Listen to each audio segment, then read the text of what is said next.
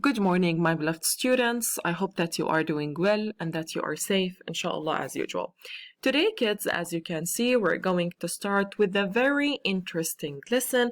Today, as you can see, we're going to start with the imperative verbs.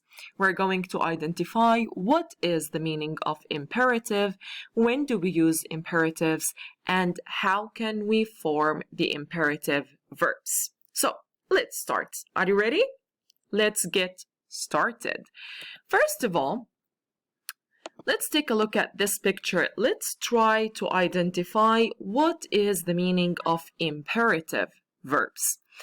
Imperative means when I ask you to take an action or to do something. It's only about taking actions and doing something.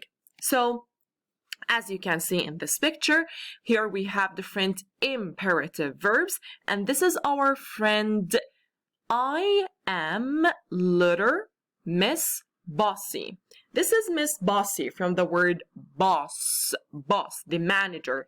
He's always, right? He always asks for different things you need to do, give you different orders or directions. So this is the bossy person. So I am little Miss Bossy and I tell you what to do. This Miss Bossy, she's giving us different orders. What do we need to do? I use a verb near the beginning of my sentences to change them into a command when I ask you to do something. For example, hold, draw, fold, tidy, sort, order, wash, brush, play, go, put, place, pour, peel, slice, chop, cut, measure, add, mix. So these are different imperative verbs when we ask you to do something, when we give you an order, when you give you a command, when we ask you to do something.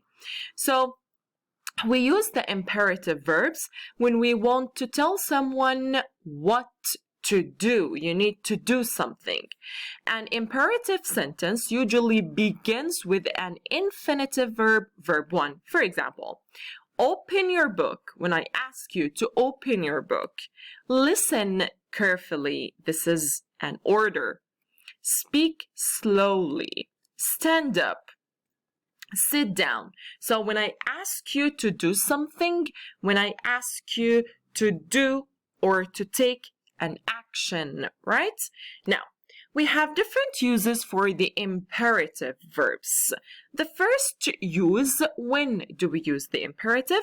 First, we use imperatives to give a direct order when I ask you to do something. For example, read the direction. You need to read the direction carefully. Speak slowly. I'm asking you to speak slowly. Help your brother. I'm giving you an order. Sam, help your brother. Close your book, for example. So this is Miss Bossy. When I ask you to do something, when I give you an order, this is the first use of the imperative verbs. The second use is when you give instructions, directions to do something, for example. For example, go upstairs, turn right, turn left, keep straight, for example, take that road, mix all the ingredients. So I'm giving you different instructions, I'm giving you different directions to do something, right? Different directions, different instructions you need to do one first, right? And with different imperative verbs. The third use of the imperative verbs is to make an invitation. When I invite you to do something, for example, come in. When someone knocks your door, you open the door, you say, come in, right? Have a seat. I'm asking you to do something, right? Come in, have a seat. Try one of these cookies, for example. So this is an imperative verb. Try this drink. Sit there. Okay, so when you invite someone to do something, when you make an invitation for something. Now, if we want to make the imperative verbs sound more polite, we only add the word please to the sentence. For example, please have a seat. Please come in. Please open the window, or open the window, please. Start with the first question, please. I'm always telling you this. Can you please start with the first question, for example? Start with the first question, please. Read loudly, please. Open your book, please. Okay? If we want to make the imperative verbs sound more polite. Please try this drink. Sit there, please. So if you want to make your sentence sound more polite, you only add the word please to your sentence. At the end, we all know that imperative verbs, they can come with the negative form. So to change imperative sentences into negative, we only add don't before the verb. For example, don't stay up too late. Please don't forget to call me. Please don't forget to write between the lines.